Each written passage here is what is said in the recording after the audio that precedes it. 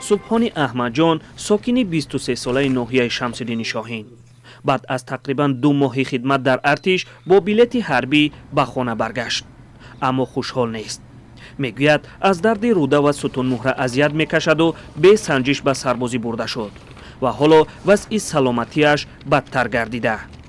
پزشکان در کلوب توصیه دادند که باید هرچی زود جراحی شود. هسپتال بردن، ای هسپتال حربی بیمارخانه شهری رنگین کردن، دیدن همه مقصد همه بیماری را برآوردن، کمی سواد کردن. خیلی کمی سواد دید، گفت دیگه نمیشه، خیلی جواب دادن دیگه، ما با کلا نمیگرفتن تا وقت.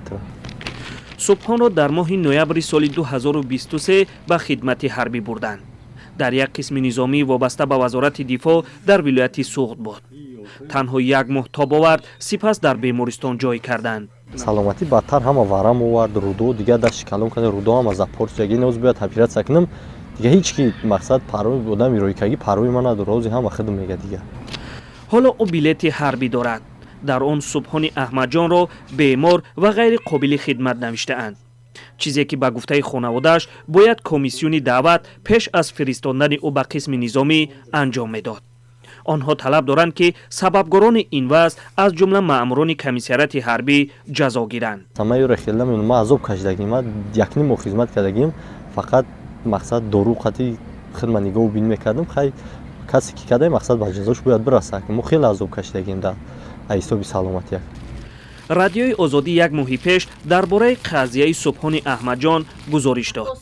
در کمیسیونت حربی شرح ندادند. در حکومت ناحیه شمس‌الدین شاهین گفته بودند که شخصان بیمار را به خدمت جلب نمی کنند. دادستان گارنیزون حربی کلاب گفت که مسئله را تحقیق می کند. این ساکن ناحیه شمس‌الدین شاهین میگوید اگر مشکلی او بازتاب نمیافت، شاید هنوز یا در بیمارستان بود یا با درد جانکاه در قسم نظامی.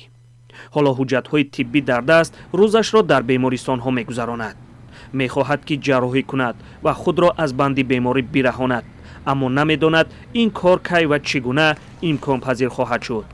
محمود جان رحمتزاده، آزادی، کلاب.